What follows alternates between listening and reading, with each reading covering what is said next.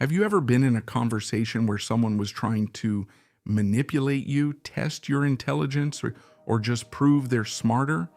What if I told you you don't need to fight back with arguments or show off with big words? All you need are the right questions, because questions are the most underestimated weapon of the intelligent mind. They confuse liars. They expose hidden intentions. They turn the conversation around and make you the one in control.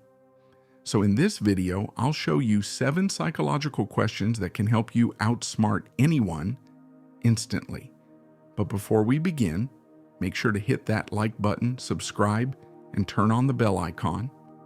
Because trust me, these are questions schools never teach, but life desperately demands. Let's begin. 1. Why do you think that? You see, most people talk not because they know, but because they want to look like they do. In every conversation, you'll meet someone who tries to sound smarter, more confident, or more superior than you. They'll throw opinions like weapons, sharp, fast, and meant to dominate. They'll tell you what you should do, what you should have done, and what they think about you, as if their words are carved in stone. But here's the truth.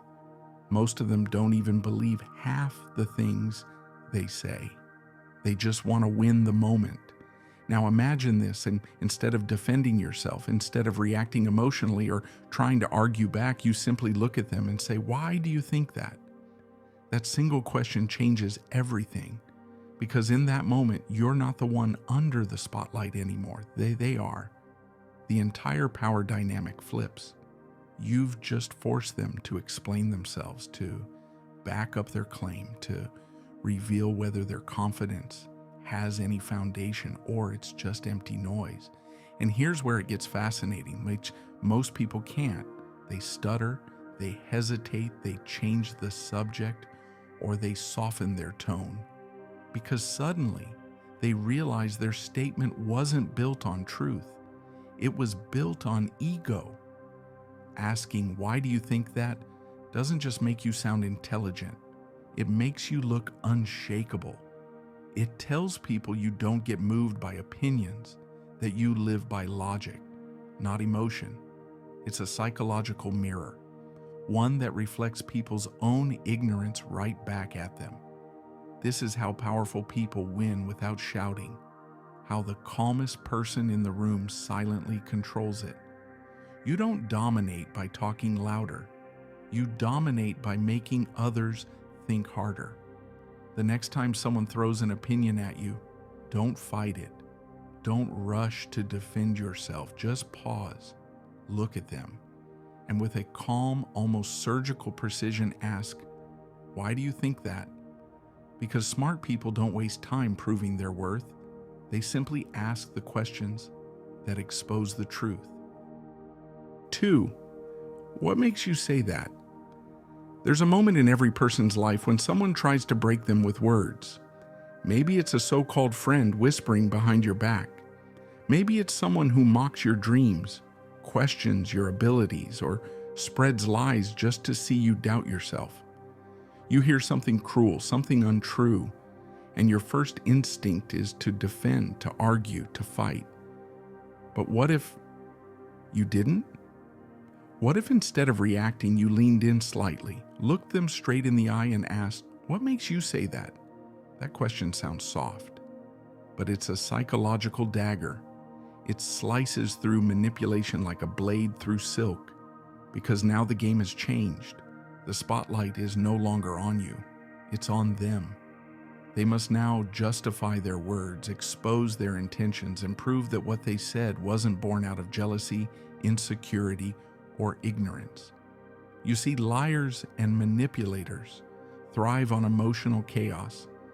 They want you to explode, to lose control, to look weak. But when you respond calmly with, "What makes you say that?" you take away their power source, your reaction. You corner them with silence and logic, and that's where most of them crumble. Psychologically, this question forces the brain to pause. It triggers cognitive dissonance, a mental discomfort that happens when someone realizes their words don't align with reality. In that moment, they may laugh nervously, try to change the subject, or even get defensive. Why? Because deep down, they feel seen.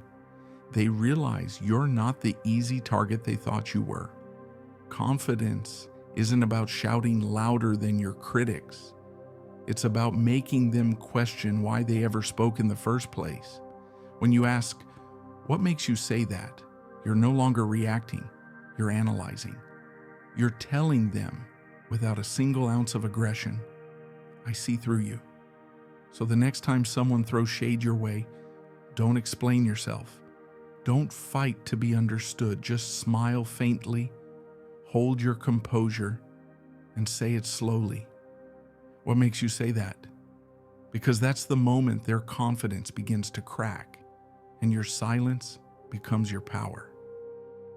3. What do you mean by that exactly? There's a dangerous kind of manipulation most people never see coming, the vague kind. It doesn't shout, it whispers. It hides behind harmless-sounding words. You've changed. You're different now. You're not like before. And before you even realize it, those words start to echo in your mind. You begin to question yourself. Have I really changed? Am I doing something wrong? That's how emotional control begins, not with power, but with confusion. But here's where the strong separate from the weak. When someone throws those cloudy words your way, you don't get defensive. You don't apologize. You simply look at them, calm, unreadable, and ask, "What do you mean by that exactly?" That question is lethal. It's the light that burns through their fog. Because manipulators thrive on vagueness. They want you to fill in the blanks, to doubt yourself, to interpret their words as guilt. But when you ask them to clarify, the mask slips. Now they have to explain what they actually mean, and most of the time they can't, because their goal was never truth, it was control. Psychologically, this question disrupts their power pattern. It forces them to move from emotional manipulation to logical explanation. And logic is where manipulators drown. They begin to stumble, they backtrack, they soften their tone, because you've just exposed what they were really doing, fishing for control. And here's the beauty of it. You don't even need to raise your voice. You don't need to defend yourself or explain your actions. You just let your calmness do the talking. Your silence, your composure, becomes the weapon that burns through their carefully crafted illusion. Every manipulator hides behind unclear words because clarity destroys deception. And when you ask, "What do you mean by that exactly?" you demand that clarity. You strip away their comfort zone and make them face their own intent. So the next time someone tries to guilt trip you, shame you, or make you feel small through clever wording, don't react emotionally. Smile slightly, look right through them, and ask that one question, slowly, clearly, confidently. What do you mean by that exactly? Because truth doesn't fear clarity, but lies crumble the moment you demand it. 4. How did you come to that conclusion? There's a certain type of person who loves to sound like the smartest one in the room. They'll talk endlessly, throwing around big words, half-baked theories, or self-proclaimed logic, not because they want to share wisdom, but because they crave superiority. They speak with confidence, not clarity, and if you're not careful, you'll find yourself doubting your own intelligence, thinking maybe they're right. But here's where true power begins, not in louder voices, but in quieter minds. When someone tries to dominate a conversation with their so-called intellect, don't argue. Don't rush to prove your knowledge. Just lean back slightly, look at them with calm curiosity, and ask, "How did you come to that conclusion?" That question, delivered with composure, is pure psychological brilliance. It doesn't attack, it doesn't insult, it invites them to explain, But in that invitation lies the trap. Because now they must reveal the foundation of their confidence. They have to prove that their logic is more than a collection of ego-driven opinions. And that's where most self-proclaimed geniuses collapse. They start to fumble for words, circle around vague justifications, or try to change the subject, because deep down they never built their argument on truth, only on pride. This question silently exposes that. You see, intelligent people don't need to shout. They let others talk themselves into a corner, and then with one calm question, they bring the whole tower down. That's what, how did you come to that conclusion? It shifts the balance of power instantly. You're no longer the listener being lectured. You've become the examiner, the one who observes, analyzes, and dissects. And the best part? You do it without aggression, without ego. Your stillness becomes intimidating. Your silence becomes dominance. It tells everyone in the room, you're not impressed by noise, you're impressed by reasoning. Because real intelligence isn't about collecting words. It's about understanding the roots behind them.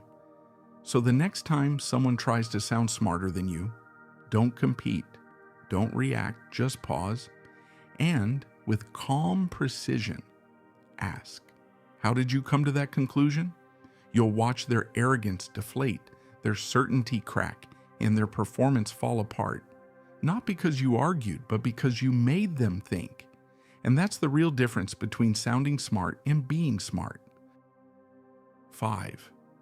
What would you do if you were in my place? There's a certain kind of criticism that doesn't come from hate. It comes from ignorance. People love to judge what they don't understand. They'll look at your choices, your struggles, your silence, and say, you should have done this instead. But they don't see the sleepless nights. They don't feel the pressure, the fear, or the weight of the decisions you had to make when no one else was there. They think they understand your life, nurses, because it's easy to play wise when it's not their life on the line. And that's when you drop the question that changes everything. What would you do if you were in my place? It sounds gentle, but it's a mirror held up to their soul.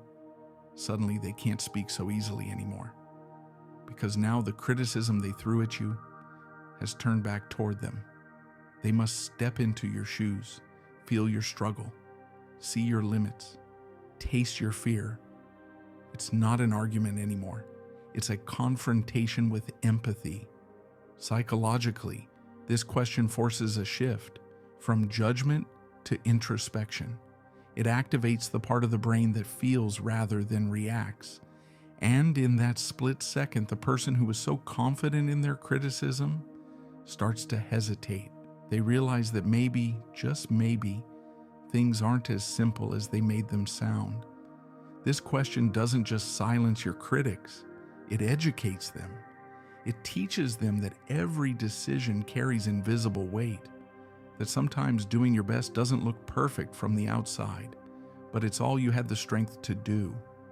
And that realization, it humbles people. It softens even the harshest voices. You don't win arguments by defending yourself. You win by awakening awareness. When you ask, what would you do if you were in my place? You're not trying to prove you're right. You're showing them what it truly means to see. So the next time someone questions your path, your pace, or your pain, don't explain. Don't justify. Just look at them calmly and ask, what would you do if you were in my place? Because that's when they'll go silent, not out of defeat, but out of realization. Because deep down, they'll finally understand. It's easy to judge from the outside, but it takes real strength to live it from within. 6. Can you help me understand that better? Sometimes, the smartest people in the room are not the ones talking. They're the ones listening differently. They don't fight to be heard. They let others speak, reveal, and eventually expose themselves. That's what this question does. Can you help me understand that better? It sounds humble, even submissive on the surface. But in truth, it's one of the most powerful psychological tools you can ever use. Here's why. When you ask this, you're not giving up control. You're taking it back quietly. You're guiding the conversation without making it look like you are. People love to feel smart. They love to feel like they're the teacher, the one who knows more. So when you ask them to help you understand, they eagerly start explaining. And that's when their walls come down. In that moment, you become the observer, calm, analytical, strategic.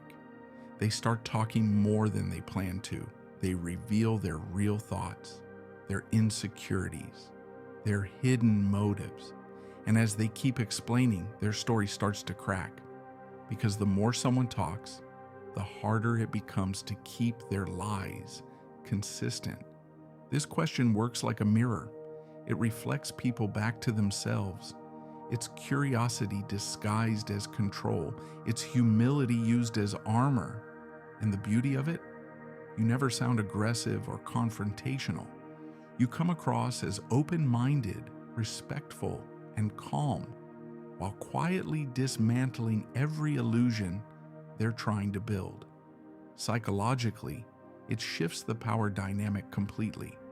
You appear teachable, but you're the one learning their strategy. You appear passive, but you're leading the direction of the talk. You appear innocent, but you're seeing everything. So next time you're in a conversation that feels manipulative or confusing, don't rush to fight back. Don't try to prove a point. Just look at them with genuine calmness and say, "Can you help me understand that better?" Because behind that gentle question lies one of the sharpest minds a person can encounter. You're not losing control. You're mastering it. And by the time they finish explaining, you'll know exactly what kind of person you're dealing with and how to win without ever raising your voice. 7. What outcome are you hoping for? There comes a moment in every argument when words stop being about truth and start being about control. You can feel it. The tone changes. The logic disappears. Suddenly, it's not about solving anything. It's about who gets the last word, who feels superior, who makes the other person small. And that's when you ask the question that stops manipulation dead in its tracks. What outcome are you hoping for? This question cuts through emotional chaos like lightning because it forces people to face something they've been avoiding, their own intention. When someone is arguing, gossiping, or pushing you emotionally, they rarely think about why they're doing it. Their mind is driven by ego, not reason. But when you calmly ask, "What outcome are you hoping for?" you drag them out of emotion and into reflection. And that's where their power dies. You'll see it, that moment of hesitation, that flicker of confusion in their eyes. They were expecting resistance, not awareness. They wanted to fight, not think. And now they're confronted with the truth.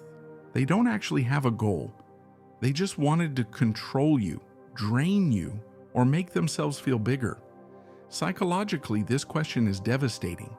It interrupts the brain's emotional reaction cycle and triggers logical evaluation instead. It forces them to realize how empty their argument really is.